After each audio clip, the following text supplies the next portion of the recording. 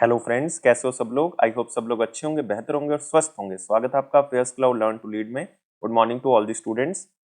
तो आज हम वीकली करंट अफेयर स्टार्ट करेंगे। वीकली करंट अफेयर दिसंबर महीने के स्टार्ट करने वाले हैं, मतलब आज हम पहला सप्ताह दिसंबर का कवर करेंगे 1 से लेके 8 दिसंबर तक। तो वीडियो को बिल्कुल लास्ट तक जरूर देखना है, क्योंकि आप पूरे हफ्ते के करंट अफेयर जो है वो रिवाइज कर सकते हो। ये एक तरह से हम क्विज टाइप जो है वो वीडियो बनाते हैं, तो इसलिए वीडियो को लास्ट तक जो आपने जरूर देखना है और ध्यान से सुनना। लेकिन सबसे पहले आप हमारी एप्लीकेशन को डाउनलोड कर लें, करियर्स क्लाउड को अपने गूगल प्ले स्टोर के ऊपर जाएं और इसको डाउनलोड करें। उसके बाद अपनी ईमेल आईडी के थ्रू लॉगिन कर लें और लॉगिन करने के बाद क्रैक करंट अफेयर्स के ऊपर क्लिक करना है। आप 1 साल या 2 साल की सब्सक्रिप्शन जो है वो बाय कर सकते हैं। दोनों का ही प्राइस बहुत कम है। एक बार मेरे कहने से प्राइस जरूर चेक करें, आप खुद हैरान हो जाएंगे कि इतने कम प्राइस पे हम आपको बहुत सी चीज़ें प्रोवाइड कर रहे हैं। तो क्या क्या आपको मिलेगा? आपको मिलेंगे daily current affair. Daily current affair में दोस्तों 3 सेक्शंस होंगे। एक में डिटेल करंट अफेयर होंगे, एक में question and answer format current affairs होंगे जो कि आपको ई बुक की मदद से मिलेंगे, और एक होगा क्विज जो कि आप हमारी एप्लीकेशन के ऊपर डेली अटेम्प्ट कर सकते हो। ऐसे ही वीकली सेक्शन तैयार किया गया जिसमें आपको 2 पीडीएफ्स मिलेंगी, जिसमें एक डिटेल करंट अफेयर की होगी, एक क्वेश्चन एंड आंसर फॉर्मेट होगा, लेकिन एक क्विज होगा जो कि हर हफ्ते आप हमारी एप्लीकेशन के ऊपर अटेम्प्ट कर सकते हो। नेक्स्ट होगा मंथली सेक्शन। इसमें 4 तरह की पीडीएफ्स मिलेंगी जो कि अलग अलग तरह से आप यूटिलाइज कर सकते हो। जैसे कि स्टडी पीडीएफ है, ये डिटेल करंट अफेयर है जिसमें आपको थ्योरेटिकल करंट अफेयर मिल जाएगा। एक क्वेश्चन एंड आंसर फॉर्मेट में जितने भी करंट अफेयर डिटेल में मिलेंगे वो क्वेश्चन एंड आंसर फॉर्मेट में इसमें मिल जाएंगे, तो प्रैक्टिस यहां से कर सकते हो। बेस्ट 100 करंट अफेयर्स भी आपको दिए जाएंगे जो कि उस महीने के बेस्ट करंट अफेयर्स होंगे। उसमें 100 करंट अफेयर जो है वो क्वेश्चन एंड आंसर फॉर्मेट में आपको दिए जाएंगे। एक पॉकेट पीडीएफ होगी, मतलब जल्दी जल्दी में करंट अफेयर्स को रिवाइज करने के लिए 2 लाइन में 3 लाइन में, तो आप इसका यूज कर सकते हैं। इसी के साथ हम आपको दे रहे हैं टॉपिक वाइज करंट अफेयर। हम 20 बहुत ही इंपॉर्टेंट टॉपिक्स की अलग अलग पीडीएफ आपको प्रोवाइड करेंगे। अगर आप पर्टिकुलर किसी एग्जाम के लिए कुछ टॉपिक्स को रिवाइज करना चाहते हैं, जैसे कि आप इंपॉर्टेंट अपॉइंटमेंट्स को रिवाइज करना चाहते हैं, अवार्ड्स को रिवाइज करना चाहते हैं, तो इस पीडीएफ के थ्रू आप कर सकते हैं। अगर आप बैंकिंग स्टूडेंट है, बैंकिंग एग्जाम की तैयारी कर रहे हैं, तो हम आपको 3 अलग चीज़ें प्रोवाइड करेंगे, जिसमें बैंकिंग एंड इकोनॉमी से रिलेटेड डिटेल करंट अफेयर, उसी से related question and answer format current affair आपको पीडीएफ में मिल जाएगा, और बैंकिंग एंड इकोनॉमी का क्विज भी आप अटेम्प्ट कर सकते हो। हर महीने अटेम्प्ट कर सकते हो हमारी एप्लीकेशन के ऊपर। और अगर जितना भी करंट अफेयर अभी तक हो चुका है, जैसे मान लो आपका एग्जाम जो है वो 30 मई को है, तो 29 मई तक जितना भी करंट अफेयर हो चुका है वो सारा का सारा एक ही पीडीएफ से रिवाइज करने के लिए उसी साल का आप एग्जाम पीडीएफ का यूज कर सकते हैं। आपको डिटेल में बजट और इकोनॉमिक सर्वे दिया जाएगा। इसमें आपको 2 चीजें मिलेंगी, एक तो डिटेल, एक क्वेश्चन एंड आंसर फॉर्मेट में भी हम आपको बताएंगे कि कौन कौन से क्वेश्चन बजट और इकोनॉमिक सर्वे से बनाए जा सकते हैं।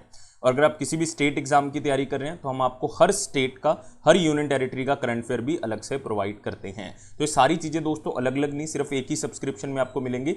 सिर्फ आप हमारी एप्लीकेशन को डाउनलोड करें, क्रैक करंट अफेयर्स के ऊपर क्लिक करके उसको सब्सक्राइब करें। उसके बाद जो है वो आप 10% एक्स्ट्रा डिस्काउंट भी ले सकते हो। वो मिलेगा आपको अगर आप इस कोड का यूज करोगे ASH10 का। लेकिन किसी भी तरह की क्वेरी है तो इस ईमेल आईडी पे हमें मेल कर सकते हैं, इस नंबर पे हमें कांटेक्ट भी कर सकते हैं। तो स्टार्ट करते हैं वीकली करंट अफेयर, और आज डिस्कस करेंगे दिसंबर का पहला सप्ताह 1 से लेके 8 दिसंबर तक के करंट अफेयर, जिसमें पहला क्वेश्चन है, उस ऑर्गेनाइजेशन और मिनिस्ट्री का नाम बताना है जिसने रिसेंटली एक स्टडी रिपोर्ट पेश की है जिसका नाम है carbon capture, utilisation and storage policy framework and its deployment mechanism in India. कि किस तरह से हम कार्बन को कम करने की कोशिश कर रहे हैं इंडिया के अंदर, और कितना कार्बन जो है वो हम कम कर चुके हैं या कितना और जो है वो हमारे पास पेंडिंग है। और ये रिपोर्ट पेश तो की है नीति आयोग ने, लेकिन इसको बनाने में योगदान दिया है एक कंपनी की तरफ से जिसका नाम है MN दस्तूर एंड कंपनी। MN दस्तूर एंड कंपनी को फाइनेंशियल असिस्टेंस दिया गया था रिसर्च स्कीम के तहत नीति आयोग की तरफ से। तो national institution for transforming India की तरफ से इस रिपोर्ट को पब्लिश किया गया है। आपने कीवर्ड याद रखना है कार्बन कैप्चर। तो इसमें बताया गया कि किस तरह से आप कार्बन एमिशन को कम कर सकते हो और किस तरह से आप डीकार्बनाइजेशन जो हमारा मिशन है उसको हम अचीव कर सकते हैं, और कौन कौन से सेक्टर्स में हम सबसे ज्यादा जो है वो इसको लागू करेंगे ताकि कार्बन को हम इन्वायरमेंट के अंदर कम कर सकें। अगले क्वेश्चन के ऊपर आते हैं, कौन से पॉइंट इसमें से इनकरेक्ट है अगर हम 53rd इंटरनेशनल फिल्म फेस्टिवल देखें जो कि गोवा में हुआ नवंबर 2022 में। तो एक बार स्टेटमेंट्स को पढ़ लेते हैं, इंपॉर्टेंट क्वेश्चन है। एक ईरानियन फिल्म है जिसका नाम है मित्रा, डायरेक्ट की है नादव लेपिड ने, तो उनको ICFT यूनेस्को गांधी मेडल से सम्मानित किया गया 53rd international film festival of India से। ये स्टेटमेंट गलत है, क्योंकि एक तो इस ईरानियन फिल्म का नाम जो है वो मित्रा नहीं है, इसका नाम है नरगिस। क्या नाम है? नरगिस। और इसको जो डायरेक्ट किया है वो बेसिकली पायाम ने किया है, PAYAM। तो इन्होंने डायरेक्ट किया है। तो इस मूवी को ICFT यूनेस्को गांधी मेडल से सम्मानित किया गया है और ये 53rd international film festival of India है। सेकंड स्टेटमेंट है सिल्वर पीकॉक जो अवार्ड है बेस्ट डायरेक्टर के लिए वो मिला है नादेर साइवियर को, और उनका जो काम था या उनकी जो मूवी थी वो थी नो एंड, जो कि एक टर्किश फिल्म थी। ये बिल्कुल सही है कि सिल्वर पीकॉक बेस्ट एक्टर के लिए किसको मिला है, नादेर सेवियर को। नेक्स्ट आता है तीसरा, Vahid Mobasseri for no end movie was honoured with the silver peacock for the best actor in male category. तो मेल कैटेगरी के अंदर जो बेस्ट एक्टर का खिताब मिला है वो वाहिद मोबासिरी को मिला है नो एंड मूवी के लिए ही, वहीं टर्किश मूवी के लिए।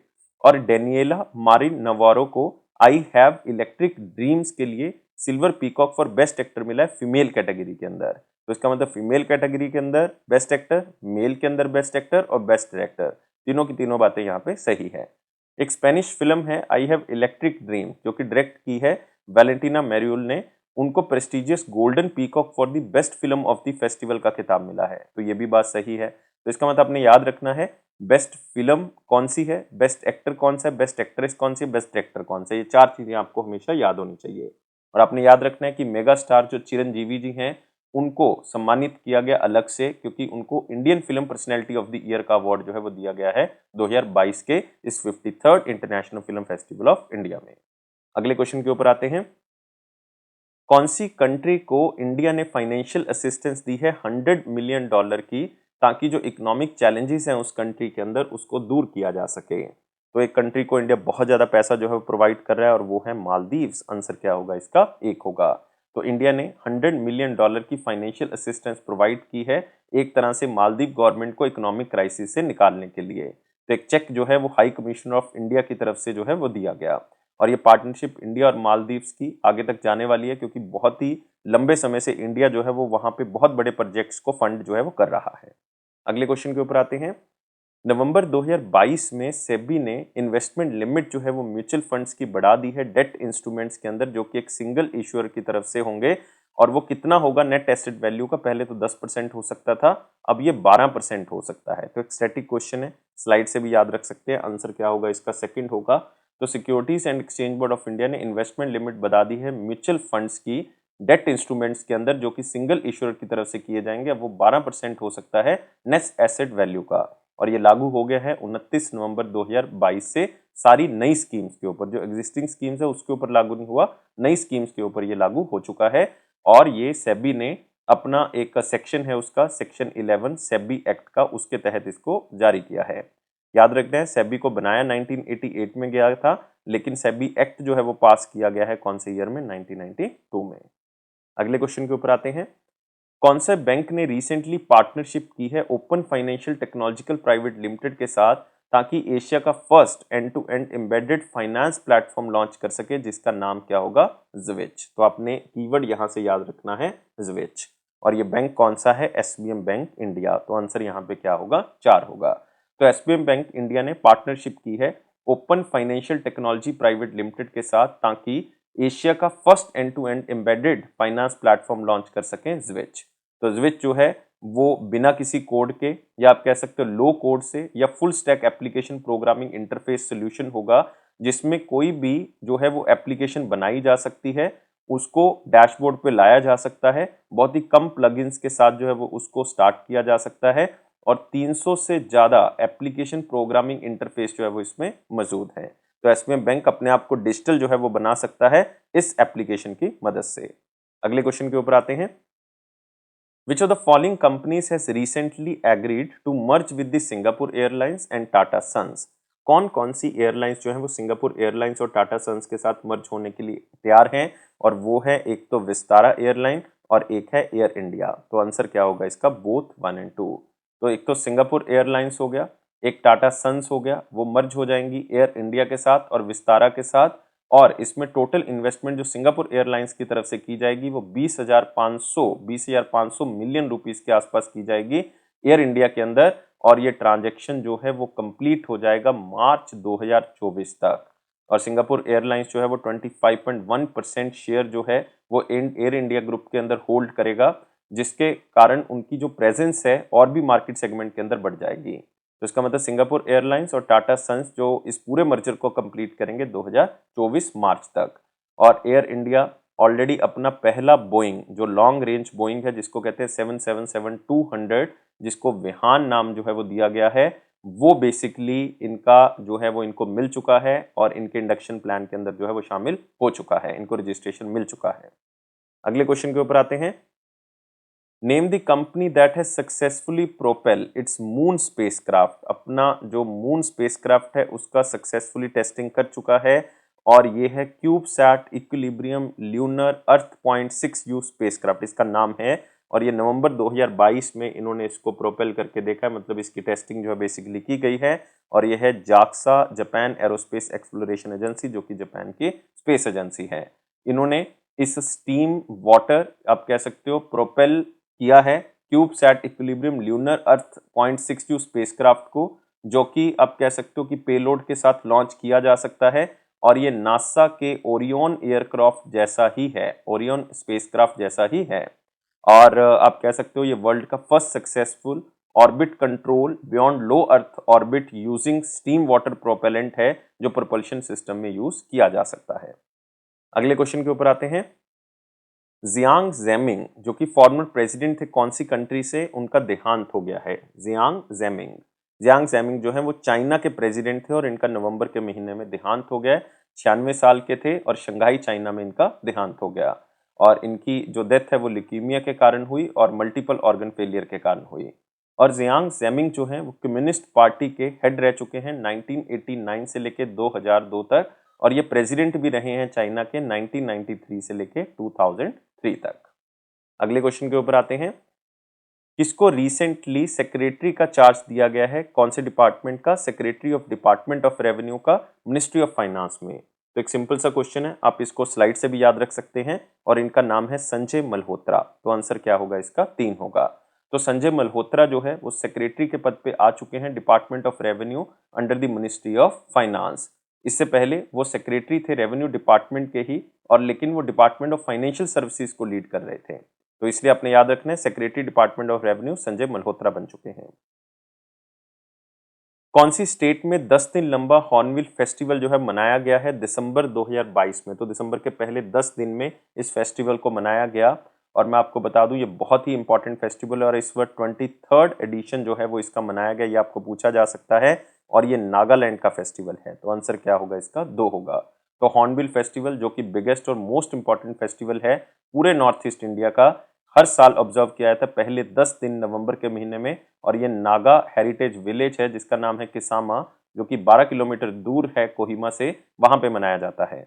और ये 23rd एडिशन है, इस बात को आपने याद रखना है।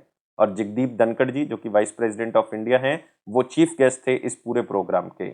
और मेन सेलिब्रेशन जो है वो नागा वरियर ट्राइब्स की ये होती है और ये 10 दिन लंबा फेस्टिवल चलता है। अगले क्वेश्चन के ऊपर आते हैं।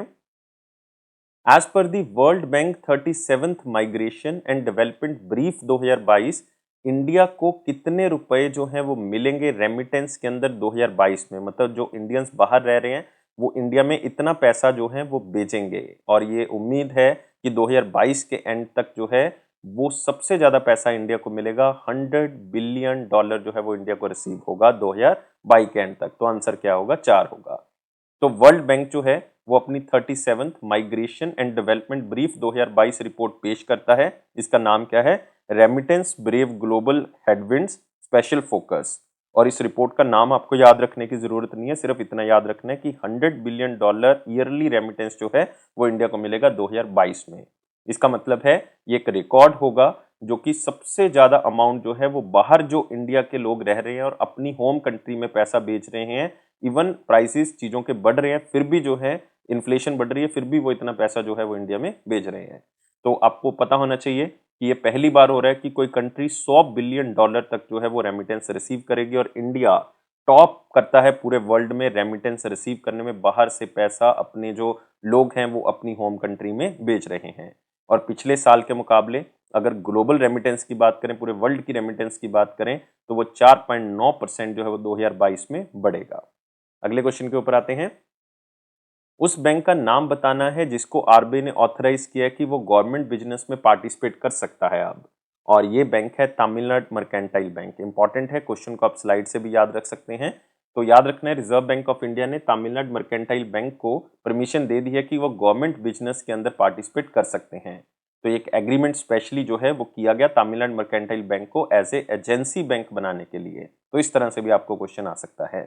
तो रिजर्व बैंक ऑफ इंडिया ने अपनी गाइडलाइंस जो है वो थोड़ी सी अमेंड की हैं, जो कि सितंबर 2022 में उन्होंने जो है वो इशू की थी स्पेशल डिजिटल लैंडिंग के लिए। अब उन्होंने और सख्त कर दिए हैं अपने कस्टमर्स को प्रोटेक्ट करने के लिए, और साथ ही कह दिया है कि जो अनएथिकल लोन रिकवरी प्रोसीजर्स हैं उनके ऊपर भी बैंक जो है वो निगाह रखे, उसके ऊपर भी आरबीआई ने स्ट्रिक्ट एक्शन जो है वो ले लिया है, और वो 1 दिसंबर से नई गाइडलाइंस जो है वो अप्लाई हो चुकी है।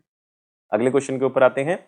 कौन सी कंट्री ने रिसेंटली एक एग्रीमेंट साइन किया है इंडिया के साथ, economic development corporation fund loan जो है वो स्पेशली इंडिया को दिया है ऑलमोस्ट 1495 या आप कह सकते हो 1500 करोड़ रुपए का, ताकि Nagpur Mumbai super communication expressway project जो है वो चलाया जा सके। तो ये कौन सी कंट्री ने जो है वो इतनी असिस्टेंस प्रोवाइड की है economic development corporation fund loan के अकॉर्डिंग? ये है south Korea, Republic of Korea. तो आंसर क्या होगा? सेकंड होगा। तो आप कह सकते हो कि ऑलमोस्ट जो है वो 1500 करोड़ रुपए जो है वो दिए हैं ताकि इंटेलिजेंट ट्रांसपोर्ट सिस्टम बनाया जा सके, जिसका नाम है Nagpur Mumbai super communication expressway project, जो कि एक ट्रैफिक मैनेजमेंट प्रोजेक्ट है। और ये फर्स्ट प्रोजेक्ट है जो कि EDCF के अकॉर्डिंग फंड किया जा रहा है, मतलब इकोनॉमिक डेवलपमेंट कॉर्पोरेशन फंड से फंड किया जा रहा है, और गवर्नमेंट ऑफ रिपब्लिक कोरिया से इसको फंड किया जा रहा है। अगले क्वेश्चन के ऊपर आते हैं। कौन सी स्टेट का ग्रीन स्टार्टअप है जिसका नाम है ट्री टैग, जिसको रिसेंटली क्लाइमथन 2022 अवार्ड जो है वो दिया गया है? कैटेगरी थी लाइफ ऑन लैंड। वैसे तो इसके अंदर जो है वो बहुत सी कैटेगरीज हैं, लेकिन आपने याद रखना है लाइफ ऑन लैंड कैटेगरी, क्योंकि इसके अंदर इंडिया की एक ऑर्गेनाइजेशन है या आप कह सकते हो स्टार्टअप है ट्री टैग, जो कि कहां से बिलोंग करता है? केरला से। तो आंसर क्या होगा? सेकंड होगा। तो ट्री टैग एक ग्रीन स्टार्टअप है जो कि क्लाइमेट कॉन्शियस इंडिविजुअल्स की तरफ से बनाया गया है केरला के अंदर, जिसका मेन मकसद यही है कि कार्बन एमिशन को हमने कम करना है नई टेक्नोलॉजी का यूज करके, और ज्यादा से ज्यादा पेड़ पौधे लगा के, मतलब अफॉरेस्टेशन प्रोजेक्ट्स को आगे बढ़ा के। तो इनको क्लाइमथन 2022 जो है वो प्राइज दिया गया है, जो कि एक हैकथन थी क्लाइमेट को लेके, जो कि Kerala technology innovation zone Kochi Kerala में जो है वो आयोजित की गई 26 से लेकर 27 नवंबर के बीच में। तो याद रखना है ट्री टैग टीम जो है इस अवार्ड को जीतती है लाइफ ऑन लैंड कैटेगरी के अंदर, जो कि बहुत सी प्रॉब्लम्स हैं जो कि आप कह सकते हो इन्वायरमेंट को लेके, कार्बन एमिशन को लेके, तो उसको दूर करने में इनका बहुत बड़ा योगदान जो है वो खास तौर से रहा है। अगले क्वेश्चन के ऊपर आते हैं। थीम क्या है United nation world acquired immuno deficiency syndrome, मतलब एड्स डे का, जो कि पूरे ग्लोब में बनाया गया 1 दिसंबर 2022 को? सबसे पहले देखो, इसमें 3-4 चीजें इंपॉर्टेंट है। वर्ल्ड एड्स डे कब मनाया जाता है? तो ये आपको पता लग गया, 1 दिसंबर को। सेकंड, इसका थीम क्या है? थीम है इक्वलाइज। तो आंसर क्या होगा इसका? सेकंड। ये दूसरी चीज जो सबसे इंपॉर्टेंट है। और इसकी शुरुआत जो है वो कब की गई थी? 2004 में। कौन सी ऑर्गेनाइजेशन ने इसको स्टार्ट किया था? यूएन एड्स ने इसको स्टार्ट किया था, United Nation programme on HIV AIDS, जो कि पूरे वर्ल्ड में वर्ल्ड एड डे की शुरुआत करती है 2004 में। और इसमें रेड रिबन से इसको जो है वो प्रदर्शित किया जाता है, यूनिवर्सल सिंबल है एड्स अवेयरनेस का, और उन लोगों को सपोर्ट करना जो HIV से पीड़ित हैं, तो रेड रिबन लगा के हम उसको सपोर्ट करते हैं। तो ये 3-4 चीजें आपने इस क्वेश्चन में याद रखनी है। अगले क्वेश्चन के ऊपर आते हैं। In which state beach India first permanent ramp जो है वो बनाया गया है पर्सन्स विद डिसेबिलिटी के लिए, और ये नवंबर 2022 में इसका उद्घाटन किया गया। तो एक रैंप बना दिया गया है जो डिसेबल हैं, ताकि उनको वहां पे जो है वो किसी भी तरह की प्रॉब्लम ना आए उस बीच में। और ये बीच है मरीना बीच, चेन्नई, तमिलनाडु के अंदर। तो आंसर क्या होगा इसका? 3 होगा।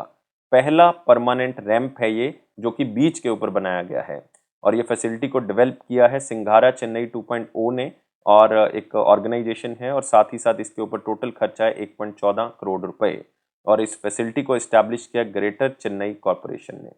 अगले क्वेश्चन के ऊपर आते हैं। 12th एडिशन अग्नि वॉरियर एक्सरसाइज 2022 की, जो कि एक बाइलेटरल एक्सरसाइज है, एक तो इंडियन आर्मी है, दूसरी कौन सी कंट्री की आर्मी है, जो कि महाराष्ट्र में हुई है?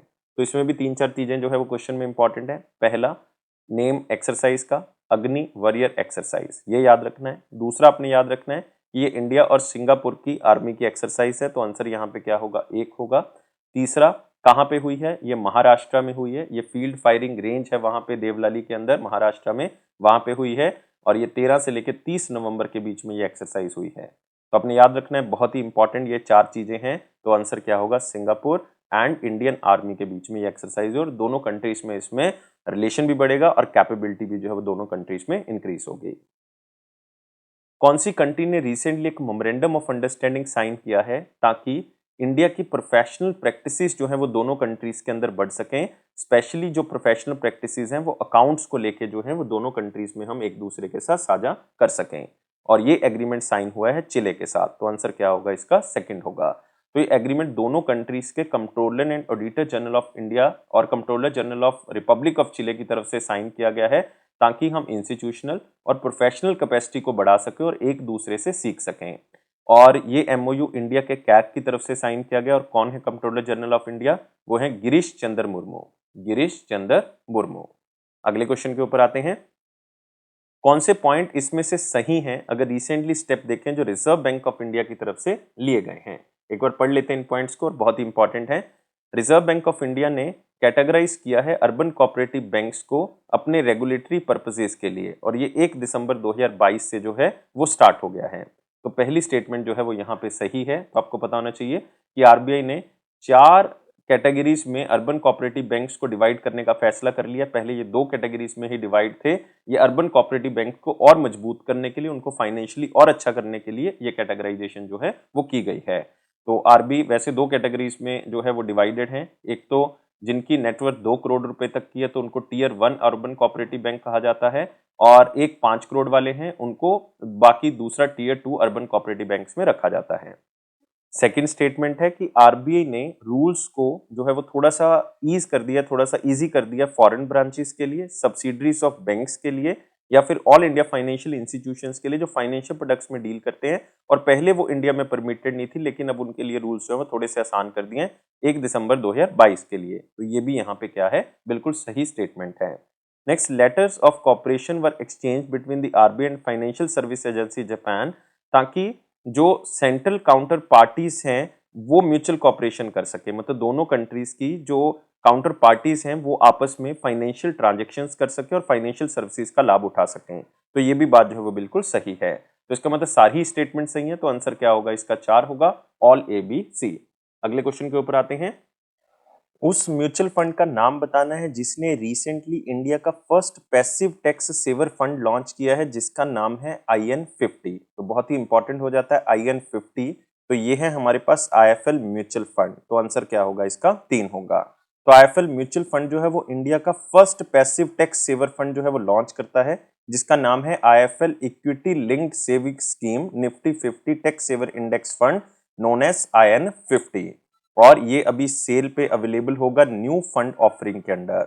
और आप एक नाम भी याद रख सकते हैं, प्राजीत गर्ग, जो कि डेडिकेटेड फंड मैनेजर हैं IIFL इस IN50 इंडेक्स के। और स्कीम को लॉन्च करने के लिए कैपिटल मार्केट रेगुलेटर सेबी की तरफ से अप्रूवल जो है वो मिल चुका है, और उन्होंने फंड हाउसेस को अलाउ कर दिया है कि वो पैसिव फंड्स जो हैं वो लॉन्च कर सकते हैं, और ये अलाउ उन्होंने मई 2022 में ही कर दिया था। अगले क्वेश्चन के ऊपर आते हैं, उस कंपनी का नाम बताना है जिसने recently inter bank rate forex card जो है वो लॉन्च किया है, जो कि इंडिया का first true zero markup travel card होगा।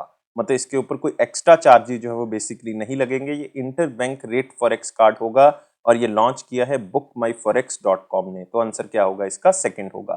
तो online foreign exchange market place है bookmyforex.com। उन्होंने inter bank rate multi currency forex card launch किया है, जो कि इंडिया का first true zero markup travel card है। और ये को ब्रांडेड मल्टी करेंसी कार्ड जो है ये येस बैंक की मदद से जो है वो स्टार्ट किया गया है, और इसको पावर किया है वीजा की तरफ से।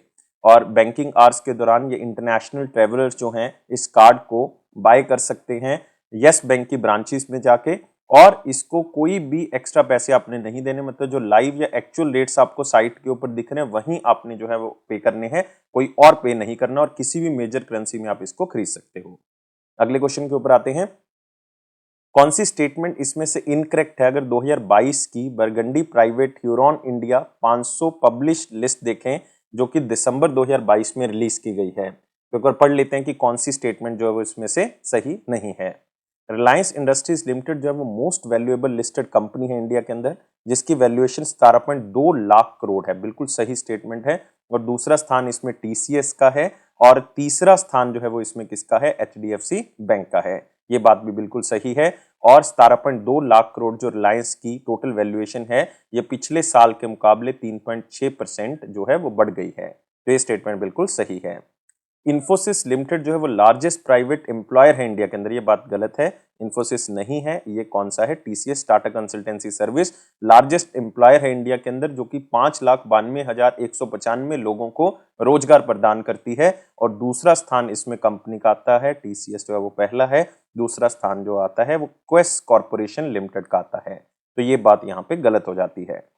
तो तीसरी स्टेटमेंट है सीरम इंस्टीट्यूट ऑफ इंडिया, जो कि मोस्ट वैल्यूड अनलिस्टेड कंपनी है इंडिया के अंदर, वो अनलिस्टेड कंपनीज की लिस्ट में सबसे पहले पे है और दूसरा स्थान इसमें बाइजू का है। तो ये बात भी जो है वो बिल्कुल सही है। तो इसका मतलब ये pharmaceutical company serum institute of India और एजुकेशन कंपनी बाइजू जो है वो मोस्ट वैल्यूड कंपनीज की लिस्ट में आते हैं जो अनलिस्टेड कंपनीज हैं। तो इसका मतलब जो इनकरेक्ट स्टेटमेंट है वो ओनली बी ही है, तो आंसर यहाँ पे क्या होगा, सेकेंड होगा। अगला क्वेश्चन आते हैं, दिसंबर 2022 में कमला देवी चट्टोपाध्याय NIF बुक प्राइज 2022 जो है वो एक बुक को दिया गया जिसका नाम है चिपको मूवमेंट, ए पीपल्स मूवमेंट, और ये बुक किसने लिखी थी। तो एक बहुत ही सिंपल सा क्वेश्चन है, आपने बुक याद रखनी है चिपको मूवमेंट, जो कि एक ऐसे आंदोलन के ऊपर थी जिसमें पेड़ों को बचाया गया। चिपको मूवमेंट नाम रखा गया कि पेड़ों के साथ चिपक जाते थे वो, जिससे पेड़ कटने से बच गए, तो चिपको मूवमेंट। तो कमला देवी चट्टोपाध्याय NIF बुक प्राइज जो मिला है ये चिपको मूवमेंट बुक को मिला है और ये बुक लिखी है शेखर पाठक ने। तो आंसर क्या होगा इसका, एक होगा। और आपने याद रखना है कि न्यू इंडिया फाउंडेशन की तरफ से इस कमला देवी चट्टोपाध्याय बुक प्राइज को दिया जाता है। और इस बुक को ट्रांसलेट किया गया इंग्लिश के अंदर, पहले ये हिंदी में लिखी गई थी लेकिन इंग्लिश में ट्रांसलेट किया गया मनीषा चौधरी की तरफ से। और ये 5th टाइम है जो कमला देवी चट्टोपाध्याय NIF बुक प्राइज 2022 दिया जा रहा है। अगले क्वेश्चन के ऊपर आते हैं, उस कंट्री का नाम बताना है जिसको प्रेसिडेंसी मिली है recently United nation security council की दिसंबर महीने की। तो आपको बताना चाहिए कि इंडिया नॉन परमानेंट मेंबर में शामिल है 2021 और 22 के लिए। तो इसमें जो 10 कंट्रीज शामिल होती हैं नॉन परमानेंट मेंबर्स में, उसमें अल्फाबेटिकल ऑर्डर वाइज जो है वो आपको क्या मिलती है, प्रेसिडेंसी मिलती है, जिसमें इंडिया पहले भी प्रेसिडेंसी जो है वो 2021 में ले चुका है, अगस्त के महीने में। अगस्त 2021 में भी इंडिया की प्रेसिडेंसी आई थी। अब दोबारा से जो है इंडिया की प्रेसिडेंसी आई है। अब आंसर क्या होगा इसका, 2 होगा। तो इस प्रेसिडेंसी के दौरान इंडिया जो है वो कई इवेंट्स को होस्ट करेगा, जैसे एक तो 14 दिसंबर को होस्ट करेगा और वो जो इवेंट होगा वो रिफॉर्म्ड मल्टीलेटरलिज्म के ऊपर होगा। एक 15 दिसंबर को भी इंडिया होस्ट करेगा, वो भी रिफॉर्म्ड मल्टीलेटरलिज्म के ऊपर होगा। और दोनों इवेंट्स को जो होस्ट करेंगे वो external affairs minister S Jaishankar ji करेंगे। अगले क्वेश्चन के ऊपर आते हैं, दिसंबर 2022 में RBI ने कंडीशनल अप्रूवल दिया है कार्लाइल ग्रुप को और वेरवेंता होल्डिंग्स को कि वो 9.99% स्टेक जो है वो इस बैंक के अंदर खरीद सकते हैं। दोनों का 9.99% स्टेक जो है वो इस बैंक में हो जाएगा और ये बैंक है येस बैंक। मतलब लगभग 10% शेयर कार्लाइल ग्रुप का होगा और लगभग 10% शेयर जो है वेरवेंता होल्डिंग्स का होगा। तो आंसर यहाँ पे क्या होगा, 4 होगा। तो ये प्रपोज्ड इन्वेस्टमेंट जो है वो एक CA बेस्क्यू इन्वेस्टमेंट कंपनी है उसकी तरफ से की गई है और ये कार्लाइल ग्रुप और वेरवेंता होल्डिंग्स की तरफ से की गई है। जो इनके फंड मैनेज करता है वो ऑर्गेनाइजेशन है CA बेस्क्यू इन्वेस्टमेंट। अगले क्वेश्चन के ऊपर आते हैं, स्टैटिक क्वेश्चन, आप स्लाइड से कर सकते हैं इसको। Who was recently one the best director, best director का अवार्ड दिया गया है New York film critics circle awards की तरफ से। बेस्ट डायरेक्टर एक स्टैटिक क्वेश्चन है, स्लाइड से याद रखें, और ये है SS राजामौली जी। आंसर क्या होगा इसका, 4 होगा। तो SS राजामौली जी बेस्ट डायरेक्टर, इनको मूवी के लिए मिला है राइज, रोर, रिवोल्ट, मतलब RRR मूवी के लिए इनको New York film critics circle award दिया गया है। और न्यूयॉर्क फिल्म क्रिटिक्स सर्कल जो है वो 1935 में स्टार्ट किया गया था और ये ओल्डेस्ट क्रिटिक्स ग्रुप है जो कि US के अंदर जो न्यूज़पेपर के मेंबर्स हैं, मैगजीन के और पब्लिकेशन के मेंबर्स हैं, वो इसको चलाते हैं। तो बहुत ही एक आप कह सकते हो कि लाइक अच्छा अवार्ड जो डायरेक्टर्स के लिए है वो दिया गया SS राजामौली जी को। एज ऑफ दिसंबर 2022 इंडिया के परमानेंट रिप्रेजेंटेटिव कौन है यूनाइटेड नेशन में। तो एक फिर से स्टैटिक क्वेश्चन है और इसको आप स्लाइड से याद रख सकते हैं। इंडिया के परमानेंट रिप्रेजेंटेटिव जो यूनाइटेड नेशन के अंदर हैं वो हैं रुचिरा कंबोज। तो आंसर क्या होगा, 4 होगा। और ये यूनाइटेड नेशन सिक्योरिटी काउंसिल की जब हम बात करते हैं तो इसका हेडक्वार्टर आता है न्यूयॉर्क में। 1945 में इसकी शुरुआत की गई थी। टोटल 5 परमानेंट मेंबर्स हैं, 10 नॉन परमानेंट मेंबर्स हैं। इनका टाइम पीरियड 2 साल का होता है। और India permanent representative to the United Nation कौन है? रुचिरा कंबोज। अगला क्वेश्चन आते हैं, which of the following points are correct? कौन सी स्टेटमेंट करेक्ट है जो कि ऑपरेशनल गाइडलाइंस दी गई हैं एक प्रोडक्शन लिंक्ड इंसेंटिव स्कीम्स के लिए, और वो स्कीम किसके लिए है? ड्रोन और ड्रोन कंपोनेंट्स की मैन्युफैक्चरिंग के लिए, जो कि मिनिस्ट्री ऑफ सिविल एविएशन की तरफ से दी गई दिसंबर 2022 में। तो इस प्रोडक्शन लिंक्ड इंसेंटिव स्कीम जो ड्रोन्स के लिए, उसकी कौन सी स्टेटमेंट जो है वो सही है, एक बार पढ़ लेते हैं। जो ये प्रोडक्शन लिंक्ड इंसेंटिव स्कीम है, ये ओनली उन कंपनीज के लिए है जो कि इंडिया के अंदर हैं और ड्रोन्स को बना रही हैं या ड्रोन कंपोनेंट्स को बना रही हैं। बिल्कुल सही है। लेकिन एक बात आपको पता होना चाहिए कि ये पीएलआई स्कीम जो ड्रोन्स के लिए है, ये 120 करोड़ की फंडिंग के साथ जो है वो गवर्नमेंट ऑफ इंडिया ने ऑथराइज की, और इसका टाइम पीरियड जो होगा 2022-23 और 2024-25 तक होगा। मतलब इस टाइम पीरियड के दौरान इस 120 करोड़ के फंड को इसमें लगाया जाएगा। और स्कीम जो है वो ओपन है micro small and medium enterprise के लिए और स्टार्टअप्स के लिए, जो कि ड्रोन्स को मैन्युफैक्चर कर रहे हैं और जिनकी एनुअल सेल टर्नओवर 5 करोड़ तक की है। ये बिल्कुल गलत है, ये 5 करोड़ नहीं है, ये 1 करोड़ है यहाँ पे। और 1 करोड़ से अब बढ़ा के कितना कर दिया? 2 करोड़ कर दिया है। तो इसका मतलब यहाँ पे अब 2 करोड़ ही लिख सकते हैं। तो ये स्टेटमेंट गलत हो जाती है। इंडियन नॉन एमएसएमई हैं जो कि ड्रोन्स को बना रहे हैं, उनकी एनुअल सेल टर्नओवर 4 करोड़ तक की होनी चाहिए। ये बिल्कुल सही स्टेटमेंट है। तो इसका मतलब आंसर जो है वो यहाँ पे क्या होगा? करेक्ट पूछा था तो ओनली ए एंड सी होगा। तो 4 यहाँ पे आंसर होगा। अगले क्वेश्चन के ऊपर आते हैं। अगला क्वेश्चन है, according to turning the tide on internal displacement a development approach to solutions, ये एक रिपोर्ट है जिसमें यह बताया गया कि 100 मिलियन लोग जो हैं वो फोर्सिबली, मतलब जानबूझ के जो हैं उनको धक्के से जो है वो उस कंट्री से निकाल दिया गया है, डिस्प्लेस किया गया 2022 में पहली बार। मतलब इतना बड़ा डाटा है, पहली बार इतने लोगों को डिस्प्लेस किया गया है। कौन सी ऑर्गेनाइजेशन ने इस इंटरनल डिस्प्लेसमेंट मॉनिटरिंग सेंटर के साथ मिलकर इस रिपोर्ट को बनाया है? तो इस रिपोर्ट को बनाने वाली ऑर्गेनाइजेशन है यूनाइटेड नेशन डेवलपमेंट प्रोग्राम। तो आंसर क्या होगा? 4 होगा। तो इस रिपोर्ट के अकॉर्डिंग 100 मिलियन से ज्यादा लोग जो हैं वो फोर्सफुली डिस्प्लेस किए गए हैं 2022 के अंदर पहली बार, और मेजॉरिटी पहली बार इतनी सामने आई है। और ज्यादातर वो लोग हैं जो अपनी ही कंट्री के अंदर डिस्प्लेस किए गए हैं। और ये रिपोर्ट 2 ऑर्गेनाइजेशन की तरफ से, यूएनडीपी और साथ में हमारे पास एक सेंटर है इंटरनल डिस्प्लेसमेंट मॉनिटरिंग सेंटर, दोनों ने मिलकर इस रिपोर्ट को बनाया है। और इस रिपोर्ट में जनवरी 2021 से लेके जनवरी 2022 तक का डाटा जो है वो शामिल किया गया है। अगले क्वेश्चन के ऊपर आते हैं, कौन से पॉइंट इसमें से इनकरेक्ट हैं? अगर डिजिटल रूपी रिटेल सेगमेंट को देखें, जो कि सेंट्रल बैंक की डिजिटल करेंसी के तौर पे दिसंबर 2022 में लॉन्च की गई है, एक आप कह सकते हो इसका डेमो बेसिस लॉन्च किया गया है। तो ये इलेक्ट्रॉनिक फॉर्म एक सॉवरेन करेंसी का है। तो पहली स्टेटमेंट पढ़ लेते हैं। आरबीआई ने इस पायलट प्रोजेक्ट को, जो कि रिटेल डिजिटल करेंसी है या ई करेंसी है, उसको 4 शहरों में लॉन्च किया है। कौन कौन से शहर हैं? मुंबई, नई दिल्ली, बेंगलुरु और भुवनेश्वर ओडिशा के अंदर। तो बिल्कुल सही स्टेटमेंट है, ये क्वेश्चन आपको पूछा जा सकता है। आरबीआई ने टोटल 1.30 करोड़ रुपए के जो ई करेंसी है वो लॉन्च की है 4 बैंक्स के अंदर, एसबीआई, आईसीआईसी, एक्सिस, एचडीएफसी, जो कि इनके पार्टिसिपेटिव बैंक्स बने हैं फर्स्ट फेज के अंदर। ये स्टेटमेंट जो है वो गलत है, क्योंकि एक तो 1.30 करोड़ नहीं है, ये 1.71 करोड़ है। एग्जैक्ट अमाउंट 1.71 करोड़ है और 4 बैंक्स इसमें पार्टिसिपेट कर रहे हैं। कौन कौन से बैंक हैं? आईसीआईसी बैंक है, इसमें स्टेट बैंक ऑफ इंडिया है, और इसमें एक्सिस नहीं है फर्स्ट फेज के अंदर, येस बैंक है, और आईडीएफसी फर्स्ट बैंक है। आईडीएफसी फर्स्ट बैंक है। ये 4 बैंक इसमें पहले बार में पार्टिसिपेट कर रहे हैं। फिर जो है वो धीरे धीरे करके और बैंक्स जुड़ेंगे, जैसे कि बैंक ऑफ बड़ौदा जुड़ेगा, यूनियन बैंक ऑफ इंडिया जुड़ेगा, एचडीएफसी जुड़ेगा और कोटक महिंद्रा बैंक इसमें जुड़ जाएगा। नेक्स्ट, ई रूपी जो है वो सेफ मनी के तौर पे आप पेमेंट कर सकते हो, सेटलमेंट कर सकते हो, क्योंकि ये डायरेक्ट लायबिलिटी आरबीआई की, मतलब ऐसा नहीं है कि ये कोई डिजिटल करेंसी है या क्रिप्टो करेंसी है, कोई इसको कंट्रोल नहीं कर रहा, तो आरबीआई की तरफ से इसको इशू किया जाएगा। तो इसको बैंक में जैसे आप पैसे रखते हो वैसे ही इसको यूज जो है वो किया जा सकता है। तो ये स्टेटमेंट भी बिल्कुल सही है। तो इसका मतलब यहाँ पे इनकरेक्ट स्टेटमेंट जो है वो बी है, तो आंसर यहाँ पे क्या होगा? Only B. तो सेकंड जो है वो आपको यहाँ पे आंसर मिलेगा। अगले क्वेश्चन के ऊपर आते हैं। दिसंबर 2022 में national payment corporation of India की तरफ से जो वॉल्यूम कैप लगाने की बात कही गई है third party payment application providers के लिए, जो कि यूपीआई ट्रांजैक्शंस करवाते हैं, और ये जो वॉल्यूम कैप है कब जाके जो है वो लग जाएगा, क्योंकि अभी कोई वॉल्यूम कैप नहीं है। और मैक्सिमम ट्रांजैक्शंस दो ही जो है वो एप्लीकेशन करवा रही हैं, एक तो फोन पे, एक गूगल पे। मतलब इनका शेयर जो है 80% तक का है ट्रांजैक्शंस का।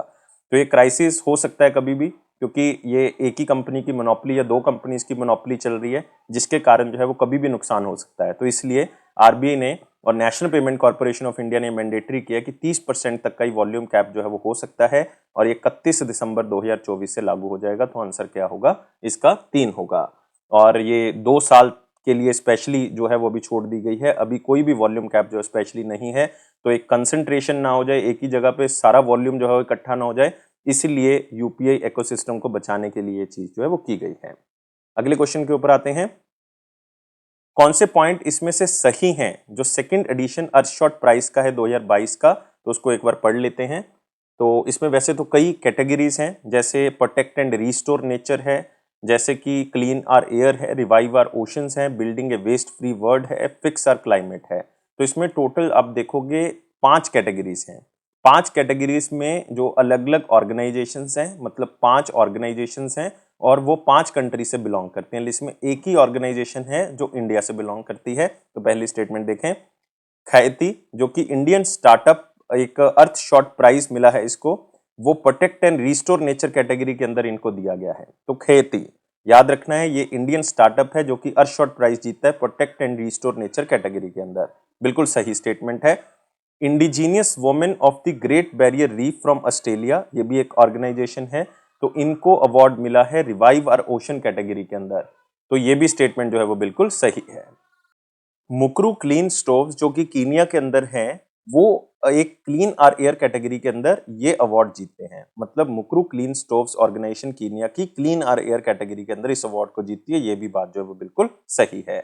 ऐसे और भी ऑर्गेनाइजेशन है, जैसे कि नोतपाला ऑर्गेनाइजेशन है, ये build a waste free world के अंदर जीतते हैं, जो कि यूनाइटेड किंगडम की एक ऑर्गेनाइजेशन है। तो एक ऑर्गेनाइजेशन है 44.01 फिक्स आर क्लाइमेट कैटेगरी के अंदर जीतते हैं, जो कि ओमान से है।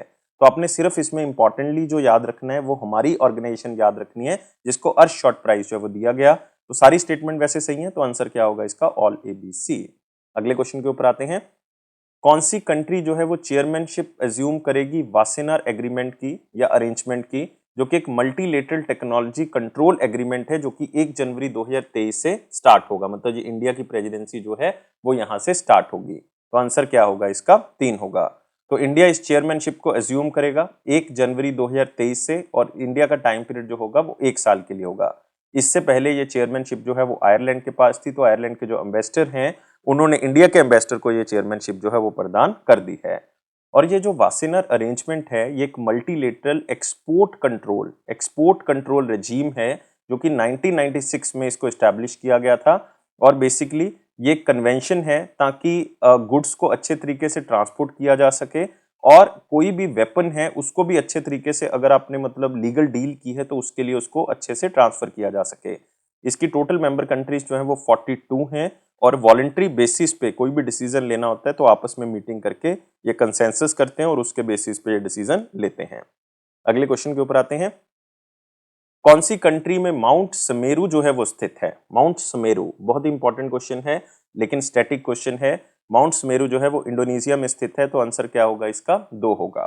तो याद रखना है, इंडोनेशिया का हाईएस्ट वॉल्केनो है ये, हाईएस्ट वॉल्केनो माउंट समेरू, जो कि रिसेंटली इरप्ट हुआ है, और इसमें कई गैस क्लाउड जो है वो बने हैं, जिसके कारण जो है वो कई तरह की प्रॉब्लम जो है वो इन्वायरमेंट के अंदर आ चुकी है। और कई हाईएस्ट लेवल के वॉल्केनोस जो है वो अभी अलर्ट पे आ चुके हैं, और लगभग 2000 से ज्यादा लोग जो कि इस जावा आइलैंड के आसपास रहते हैं उनको इवैक्यूएट किया गया, अलग अलग गांव से उनको निकाला गया, जो कि इस पीक के या इस चोटी के आसपास रहते हैं। तो याद रखना है, माउंट समेरू जो कि हाईएस्ट वॉल्केनो है इंडोनेशिया का। अगले क्वेश्चन के ऊपर आते हैं। बेगेट द स्टेपल ब्रेड, जो कि एक स्टेपल ब्रेड है, यूनेस्को की तरफ से उसको इंटेंजिबल कल्चरल हेरिटेज लिस्ट के अंदर डाल दिया है। और बेगेट जो है वो कौन सी कंट्री से बिलोंग करता है? बेगेट जो बिलोंग करता है वो फ्रांस से बिलोंग करता है, तो आंसर क्या होगा इसका? 3 होगा। तो बेगेट एक स्टेपल ब्रेड जो कि फ्रांस की ब्रेड के तौर पे जानी जाती है, उसको यूनेस्को की इंटेंजिबल कल्चरल हेरिटेज लिस्ट के अंदर शामिल कर लिया 30 नवंबर को। बेगेट जो है वो एक लॉन्ग और थिन लॉफ है, जो कि आप कह सकते हो फ्लोर से बना हुआ है, आटा से बना हुआ है, पानी से, नमक से और ईस्ट से मतलब खमीर से बना हुआ है। और इसको एज ए स्टेपल ब्रेड के तौर पे फ्रांस में कंज्यूम किया जाता है। और ये माना जाता है कि इसको इन्वेंट जो है वो एक पर्सन थे जिनका नाम था अगस्त जैंग, उन्होंने किया था, जो कि एक बेकर थे, एक एंटरप्रेन्योर थे वियना ऑस्ट्रिया से, और 1839 में उन्होंने इसको बनाया था। और उन्होंने एक टेस्टी क्रस्टी ब्रेड जो है वो लोगों को दी थी, जो कि बाहर से जो है वो क्रस्टी है और अंदर से सॉफ्ट है। और आप कह सकते हो कि अगर इसको स्टीम करते हैं ओवन में तो ये सॉफ्ट हो जाती है। और इसको ये नाम जो बैगेट है ये 1920 में दिया गया था। और मार्च 2021 में फ्रांस ने नॉमिनेट किया था बैगेट ब्रेड को कि इसको यूनेस्को की इंटेंजिबल कल्चरल हेरिटेज लिस्ट के अंदर शामिल किया जाना चाहिए। अगले क्वेश्चन के ऊपर आते हैं। कौन सी वैली के अंदर सिलचर सेलहट फेस्टिवल 2022, जो कि पहला ऐसा फेस्टिवल सेलिब्रेट किया जाएगा ताकि इंडिया और बांग्लादेश में जो कल्चरल टाइज हैं, कल्चरल मजबूती है वो और बढ़े, और ये असम सिलचर के अंदर आयोजित किया गया 2 दिसंबर को। तो ये कौन सी वैली के अंदर किया गया? बराक वैली के अंदर इसका आयोजन किया गया। तो आंसर क्या होगा इसका? 4 होगा। तो इंडिया और बांग्लादेश के बीच में रिलेशंस को इंप्रूव करने के लिए, कल्चरल लिंग्विस्टिक रिलेशंस को इंप्रूव करने के लिए ये फेस्टिवल किया गया। और सिलचर जो एरिया है वो असम का एरिया है, और सिलहट जो एरिया है वो बांग्लादेश सेगमेंट का एरिया है। तो दोनों में टाइज को बढ़ाने के लिए मिनिस्ट्री ऑफ कल्चर की तरफ से इस प्रोग्राम का आयोजन किया गया। 17th सेशन हुआ है inter governmental committee for the safeguarding of intangible cultural heritage. तो इसका 17th सेशन हुआ है, और 47 नई आइटम्स को यूनेस्को की इंटेंजिबल कल्चरल हेरिटेज लिस्ट में शामिल कर लिया गया है, जो कि 60 कंट्रीज ने नॉमिनेट की थी। और ये 17th सेशन जो inter governmental committee of safeguarding of intangible cultural heritage है, ये कहाँ पे हुआ था? ये हुआ था रबात में, मोरक्को के अंदर। तो आंसर क्या होगा इसका? 2 होगा। ये कैपिटल है मोरक्को की, तो रबात में इसको होस्ट किया गया, नॉर्थ अफ्रीकन कंट्री है।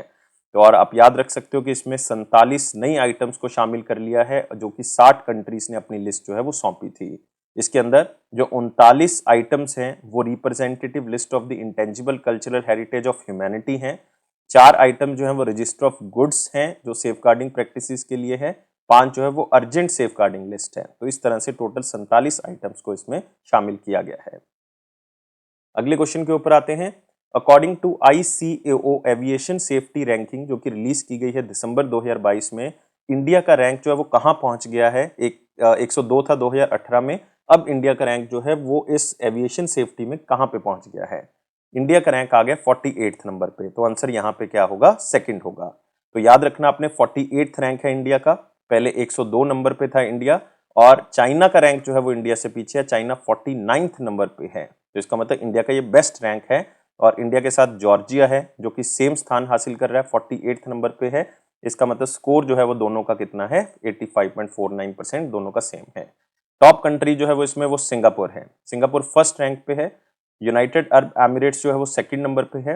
रिपब्लिक ऑफ कोरिया, मतलब कोरिया जो साउथ कोरिया, वो थर्ड नंबर पे है।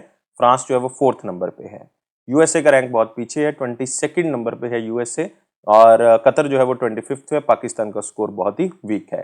तो इंडिया बहुत सी कंट्री से आ गया, जैसे कि चाइना हो गया, इजराइल हो गया, टर्की हो गया, डेनमार्क हो गया, पोलैंड हो गया। इसका मतलब हम एविएशन के अंदर बहुत ही अच्छे सेफ्टी एलिमेंट्स को यूज कर रहे हैं। अगले क्वेश्चन के ऊपर आते हैं।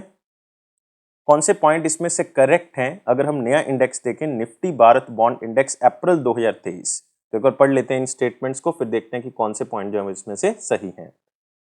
National stock exchange indices limited ने लॉन्च किया नया index Nifty Bharat bond index April 2033 under the Nifty Bharat bond index within the Nifty Bharat bond index series. तो Nifty Bharat bond index series के अंदर नया इंडेक्स लॉन्च किया गया अप्रैल 2033। तो अप्रैल 2033 बिल्कुल सही स्टेटमेंट है। नेक्स्ट आते हैं, नया ट्रांचे भारत बॉन्ड ETF का, इंडिया का first corporate bond exchange traded fund जो है वो लॉन्च कर दिया गया न्यू फंड ऑफर के अंदर, एक्सचेंज ट्रेडेड फंड में। और जो ओपन होगा 2 दिसंबर से लेके 8 दिसंबर के बीच में, मतलब ऑलरेडी ये बंद हो चुका है। अब जिसने खरीदना था वो खरीद चुका है। तो इसका मतलब ये भी बात जो है वो बिल्कुल सही है। जो नया भारत बॉन्ड ETF है और भारत बॉन्ड फंड है, फंड ऑफ फंड सीरीज का, वो मैच्योर हो जाएगा 18 अप्रैल 2033 को, इसलिए इसका नाम है भारत बॉन्ड इंडेक्स 2033। तो ये भी बात जो है वो बिल्कुल सही है। तो आंसर क्या होगा इसका? All ABC। तो इसका मतलब ये लगभग जो है वो 10 साल के लिए, लगभग 10.5 साल के लिए इस बॉन्ड को साइन किया गया है। अगले क्वेश्चन के ऊपर आते हैं।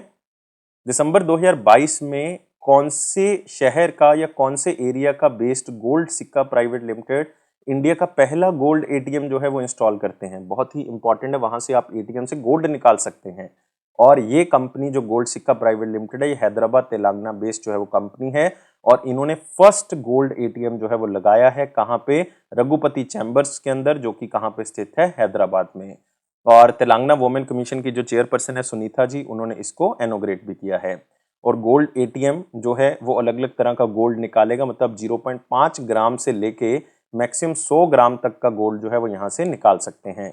उसके साथ ही आपको एक सर्टिफिकेट भी वहां पे निकलेगा जो कि प्योरिटी का होगा, वेट का होगा। और ये 24 घंटे एटीएम जो है वो खुला हुआ है। अगले क्वेश्चन के ऊपर आते हैं। When was navy day observe, कब नेवी डे जो है वो मनाया गया इंडिया के अंदर, ताकि ऑपरेशन ट्राइडेंट की अचीवमेंट को सम्मानित कर सकें। और ये ऑपरेशन ट्राइडेंट जो है वो इंडिया पाकिस्तान के युद्ध के दौरान 1971 में इंडियन नेवी की तरफ से लॉन्च किया गया था। तो नेवी डे हम मनाते हैं 4 दिसंबर को। तो एयरफोर्स डे मनाते हैं 8 अक्टूबर को, और नेवी डे हम मनाते हैं 4 दिसंबर को। और ये इंडियन नेवी का बहुत बड़ा रोल, जो हमारी मैरीटाइम आर्म है, जो हमारे जो पानी के साथ एरिया लग रहा है उसको तो सुरक्षित कर ही रहा है, लेकिन साथ में हमारी सेना को और भी सुरक्षित करने का काम जो है वो इंडियन नेवी करता है। तो ये ऑपरेशन ट्राइडेंट को भी जो है वो सम्मानित करता है, जो एक ऐसा ऑपरेशन था जो इंडिया पाकिस्तान की वॉर के दौरान 1971 में जो है वो स्टार्ट किया गया था। और इसी में बांग्लादेश जो है वो एक अलग से कंट्री बना था। और नेवी डे 2022 इंडियन नेवी ने कई तरह के अपनी प्रैक्टिसेस की और अपना एक नया कार्यक्रम लॉन्च किया, ऑपरेशन डेमोन्स्ट्रेशन, जो कि विशाखापट्टनम आंध्र प्रदेश में हुआ, जो कि नेवी डे के दिन जो है वो लॉन्च किया गया, जिसमें उन्होंने नेवी की जो योग्यता है उसको प्रदर्शित किया। और इंडियन नेवी वीक भी जो है वो मनाया गया 2022 का। ये 1 दिसंबर से लेकर 7 दिसंबर के बीच में जो है वो मनाया गया, जिसमें कई एक्टिविटीज और कई इवेंट्स जो है वो ऑर्गेनाइज किए गए। अगले क्वेश्चन के ऊपर आते हैं। United nation international day of banks 2022 बहुत इंपॉर्टेंट हो गया। इंटरनेशनल डे ऑफ बैंक्स जो है वो पूरे वर्ल्ड में कब मनाया गया? इंटरनेशनल डे ऑफ बैंक्स जो है वो 4 दिसंबर 2022 को मनाया गया। इस बार हम तीसरा इंटरनेशनल डे ऑफ बैंक्स जो है वो मना रहे हैं। बहुत इंपॉर्टेंट है, ये जो बैंकिंग सिस्टम का बहुत बड़ा रोल है, जो उसके साथ जुड़े हुए स्टेक होल्डर्स हैं, मेंबर कंट्रीज हैं, उनको जो है वो सम्मानित करता है। तो इंडिया ब्रांड इक्विटी फाउंडेशन की तरफ से अगर इंडिया का डाटा देखें तो 40% ग्लोबल डिजिटल ट्रांजैक्शन जो है वो केवल इंडिया कर रहा है पूरे वर्ल्ड के इंडस्ट्रियलाइज नेशंस के अंदर, अगर हम कंपेयर करें उनके साथ। तो इंडिया का अगर बैंकिंग डाटा देखें तो 12 पब्लिक सेक्टर बैंक्स हैं इंडिया के अंदर, 22 प्राइवेट सेक्टर बैंक्स हैं, प्राइवेट सेक्टर बैंक हैं, और इसमें 44 जो है वो फॉरेन बैंक्स हैं, इसमें 43 जो है वो रीजनल रूरल बैंक्स हैं, 1484 जो है वो अर्बन कोऑपरेटिव बैंक्स हैं, और बाकी जो हैं वो आप कह सकते हो रूरल कोऑपरेटिव बैंक्स भी जो है इसमें शामिल हैं, और कई क्रेडिट इंस्टीट्यूशंस शामिल हैं। तो इसी के साथ आते हैं अगले क्वेश्चन के ऊपर। नेक्स्ट है, तुंगरेश्वर वाइल्ड लाइफ सेंचुरी जो है वो कहाँ पे स्थित है? तुंगरेश्वर वाइल्ड लाइफ सेंचुरी ये स्थित है दोस्तों महाराष्ट्र में। क्यों पढ़ रहे हैं तुंगरेश्वर वाइल्ड लाइफ सेंचुरी को? क्योंकि रिसेंटली 3 जून का एक ऑर्डर था जिसमें सुप्रीम कोर्ट ने कहा था कि 1 किलोमीटर तक जो है वो इको सेंसिटिव जोन जो है वो बनाना है हर प्रोटेक्टेड एरिया में इंडिया के अंदर। लेकिन तुंगरेश्वर वाइल्ड लाइफ सेंचुरी में इको सेंसिटिव जोन जो है वो नहीं बनाया जा सकता। इसके ग्राउंड रियलिटी को देखते हुए, इनकी प्रैक्टिकल जो डिफिकल्टीज हैं उसको देखते हुए, तो सुप्रीम कोर्ट ने रिसेंटली कहा है कि वो सारी वाइल्ड लाइफ सेंचुरी के ऊपर अप्लाई नहीं होगा, स्पेशली तुंगरेश्वर वाइल्ड लाइफ सेंचुरी के ऊपर अप्लाई नहीं होगा। और जब भी इको सेंसिटिव जोन बनाना है तो उसके आसपास की चीजों को ध्यान में रख के ही बनाया जाएगा। ऐसे नहीं कि सारे जितने भी प्रोटेक्टेड एरियाज हैं सब में इसको लागू कर दिया जाए। अगले क्वेश्चन के ऊपर आते हैं। कौन सी कंट्री ने recently migration and mobility partnership जो है वो इंडिया के साथ साइन किया है, ताकि स्टडी रिसर्च या काम जो है वो दोनों कंट्रीज इकट्ठे मिलकर कर सकें, रिसर्च के ऊपर और साथ में स्टडी के ऊपर? और ये कंट्री है जर्मनी। तो आंसर क्या होगा इसका? 4 होगा। तो बहुत इंपॉर्टेंट है, comprehensive migration and mobility partnership agreement हुआ है इंडिया और जर्मनी के बीच में, ताकि स्टडी करना आसान हो जाए, रिसर्च दोनों कंट्रीज इकट्ठे मिलकर कार्य कर सकें, और कोई भी काम जो है वो इकट्ठे मिलकर हो सके। तो इसमें जो सुब्रमण्यम जयशंकर जी है वो उन्होंने इस एग्रीमेंट को साइन किया। तो दोनों कंट्रीज में मूवमेंट जो है वो स्टार्ट होगी, स्टूडेंट्स एक दूसरे कंट्री में जाएंगे, प्रोफेशनल रिसर्चर्स दोनों कंट्रीज में एक्सचेंज प्रोग्राम जो है वो स्टार्ट होगा, ताकि इलीगल माइग्रेशन को भी साथ में रोका जा सके। अगले क्वेश्चन के ऊपर आते हैं। कौन से पॉइंट इसमें से इनकरेक्ट हैं? इनकरेक्ट हैं जो इंडिया डिजिटल पेमेंट रिपोर्ट आई है Q3 की, जो कि रिलीज की गई है वर्ल्ड लाइन इंडिया की तरफ से दिसंबर 2022 में। तो एक बार पढ़ लेते हैं इस पूरी रिपोर्ट को। More than 23 billion digital payment transactions हुई हैं। 23 बिलियन डिजिटल पेमेंट ट्रांजैक्शन, जो कि कितने रुपए की हैं? लगभग 38 ट्रिलियन रुपीस की हैं, और वो जुलाई से सितंबर महीने के बीच में की गई हैं। बहुत बड़ी ट्रांजैक्शन अमाउंट जो है वो यहाँ पे आई है, तो पहली स्टेटमेंट बिल्कुल सही है।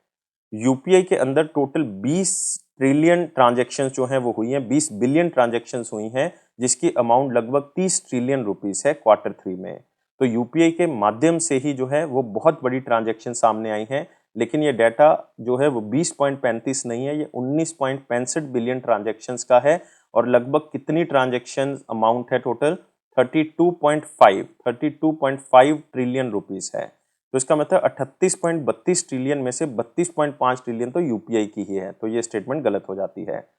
Credit card volume and value जो है वो 725 मिलियन जो है वो क्रेडिट कार्ड का वॉल्यूम है, और 3.5 ट्रिलियन रुपीस की ट्रांजैक्शंस हैं, और 386.83 मिलियन ट्रांजैक्शंस है जो पॉइंट ऑफ सेल मशीन्स पे हुई हैं। ये बात बिल्कुल सही है।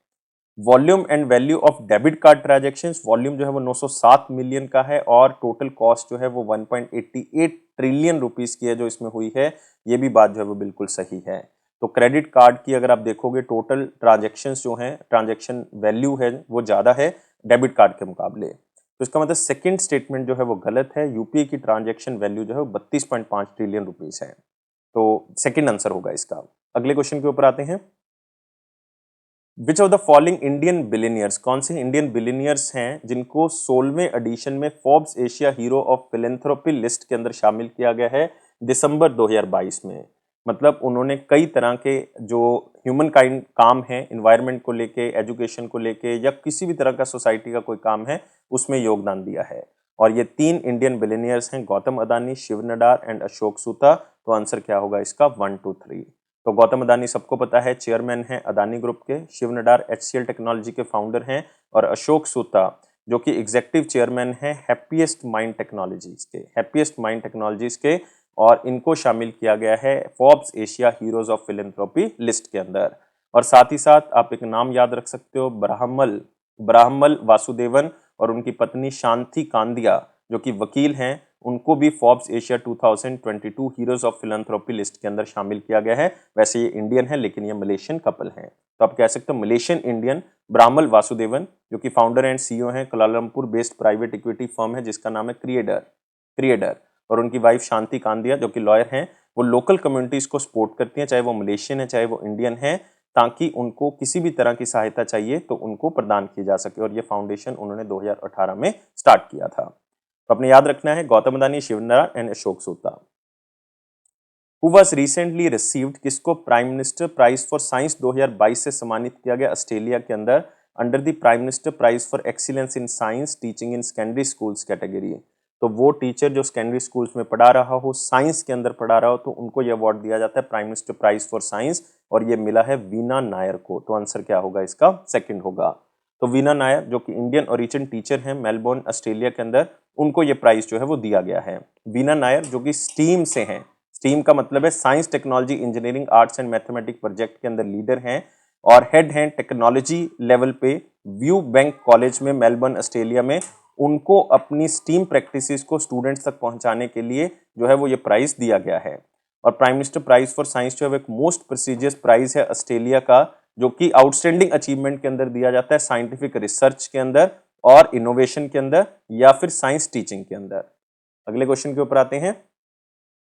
कौन सा वर्ड डिक्लेयर किया गया है word of the year for 2022 by Oxford English dictionary? फिर से ये वर्ड बहुत ही इंपॉर्टेंट है, ऑक्सफोर्ड की तरफ से डिक्लेयर किया गया, और ये है गॉबलिन मोड। तो आंसर क्या होगा इसका? 4 होगा।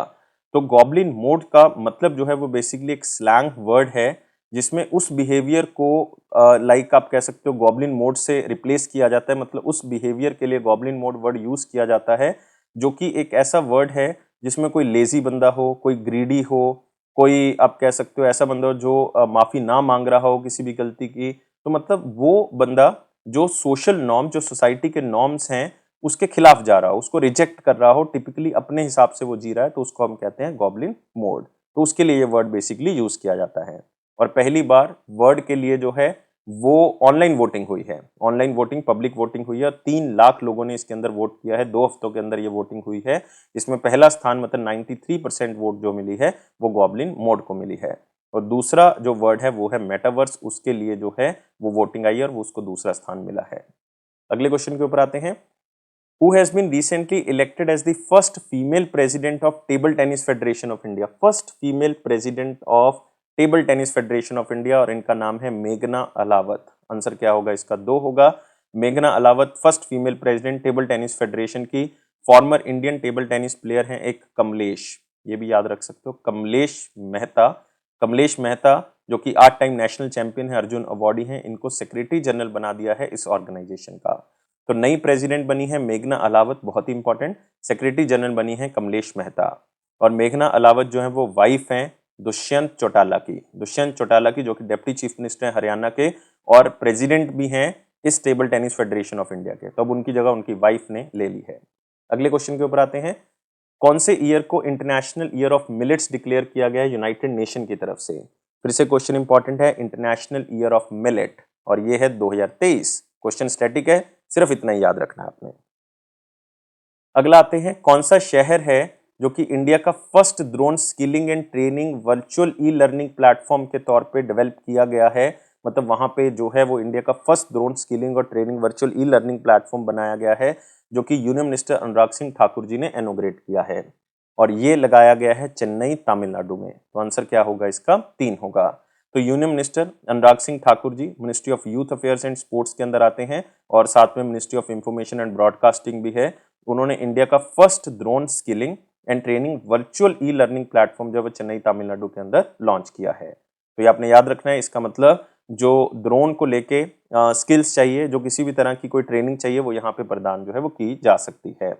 और मेघालय सरकार ने स्पेशली एक टेक ईगल नाम से एक स्टार्टअप जो है उसके साथ टाई अप किया है ताकि मेघालय ड्रोन डिलीवरी नेटवर्क जो है वो बनाया जा सके, जो कि एशिया का फर्स्ट ड्रोन डिलीवरी हब होगा, जिसका मेन मकसद यही होगा कि हेल्थ केयर फैसिलिटीज ड्रोन के जरिए सब लोगों तक मेघालय में पहुंचाई जा सके।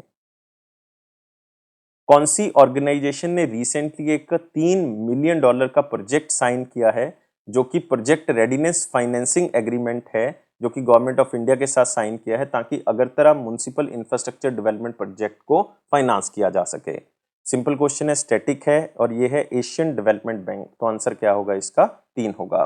तो याद रखना है, एशियन डेवलपमेंट बैंक जो कि गवर्नमेंट ऑफ इंडिया की ऑर्गेनाइजेशन के साथ एक टाई अप करता है $3 मिलियन का प्रोजेक्ट रेडीनेस फाइनेंसिंग एग्रीमेंट, ताकि जो भी Agartala municipal infrastructure development project के अंदर काम चल रहे हैं उसको और मजबूती दी जा सके, उनको फाइनेंस किया जा सके और जो प्रायोरिटी एरियाज हैं जैसे कि एजुकेशन हो गया, रूरल एरियाज हो गया, उनको डेवलप किया जा सके।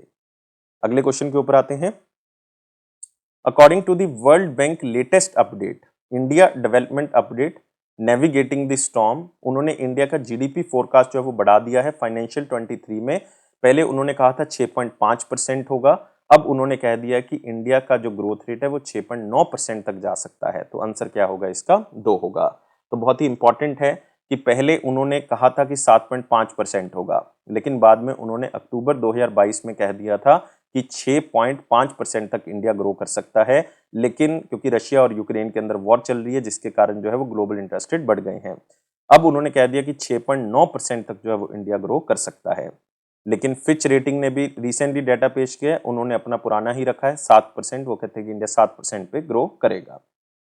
अगले क्वेश्चन के ऊपर आते हैं। कौन सी पर्सनैलिटी जो है वो शामिल नहीं है British broadcasting corporation BBC 100 women list 2022 के अंदर? वो 100 औरतें जो पूरे वर्ल्ड में एक दूसरे को जो है वो इंस्पायर कर रही हैं, बाकी लोगों को भी जो है वो इन्फ्लुएंस कर रही हैं, उनका प्रभाव जो है वो बहुत ज़्यादा है। तो ऐसी 4 इंडियन औरतें जो हैं वो इस लिस्ट में शामिल हैं। कौन कौन है? Actress and producer Priyanka Chopra. Next हमारे पास हैं शिरीषा बांदला जो कि एक एरोनॉटिकल इंजीनियर हैं। नेक्स्ट बुकर विनिंग ऑथर हैं गीतांजलि श्री, और सोशल वर्कर हैं स्नेहा जावेला।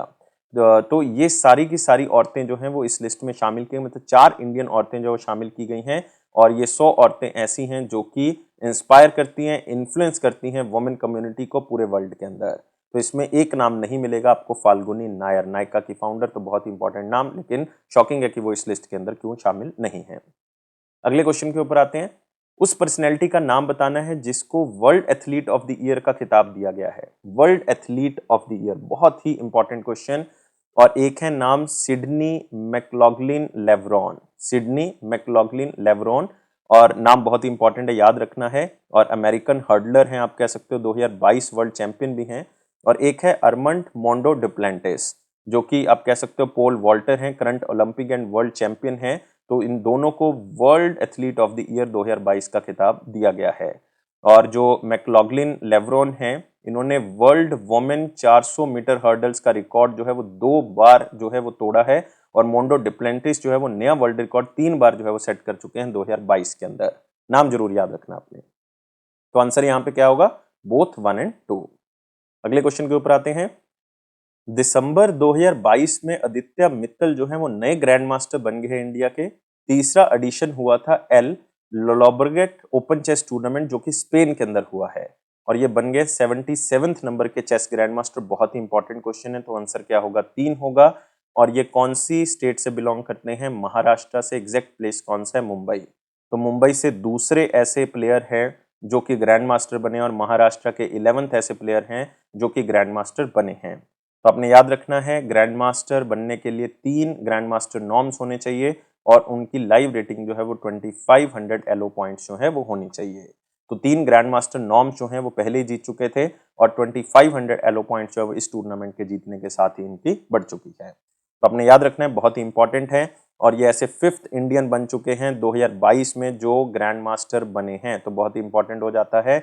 और इससे पहले जो ग्रैंड मास्टर बने हैं इस साल, वो हैं भरत सुब्रमण्यम, वो 73rd थे। फिर राहुल श्रीवास्तव बने, वो 74th बने। फिर वी प्रणब बने 75th। और फिर बने प्रणव आनंद, जो कि काफी एग्जाम में क्वेश्चन आ भी चुका है, 76th ग्रैंड मास्टर थे।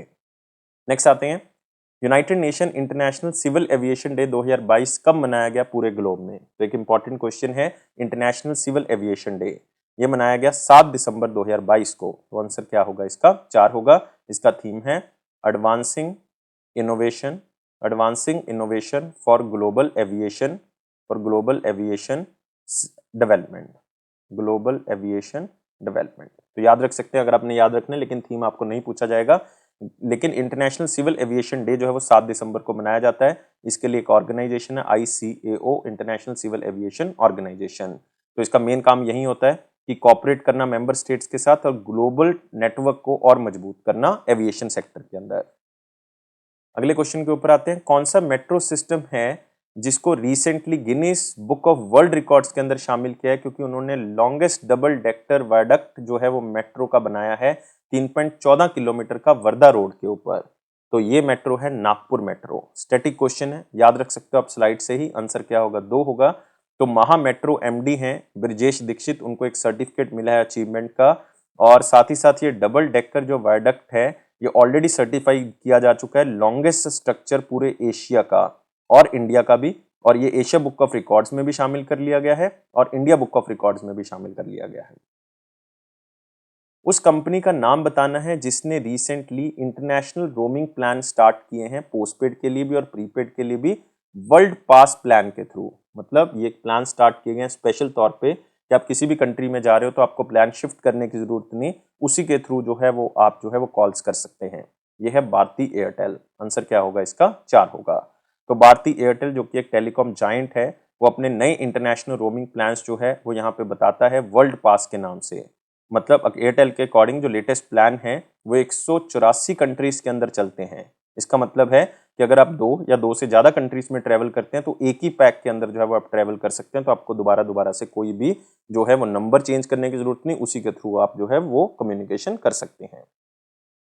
इंडिया का लार्जेस्ट बोटेनिकल गार्डन आचार्य Jagdish Chandra Bose Indian botanical garden जो है वो कहाँ पे स्थित है। एक सिंपल क्वेश्चन है, ये स्थित है वेस्ट बंगाल में। फिर से एक स्टैटिक क्वेश्चन है, और इस गार्डन के अंदर एक प्रॉब्लम ये आ गई कि इसमें बहुत ज्यादा लैंड इरोजन जो है वो हो चुका है, क्योंकि गंगा रिवर्स के कारण जो है वो लैंड इरोजन यहाँ पे मिला। तो एक बहुत बड़ा थ्रेड। तो रिसेंटली एक्सपर्ट यहाँ पे विजिट करके आए हैं जिन्होंने ये निर्देश दिया है कि इसके ऊपर हमें निगाह रखनी होगी और इसको बचाना होगा।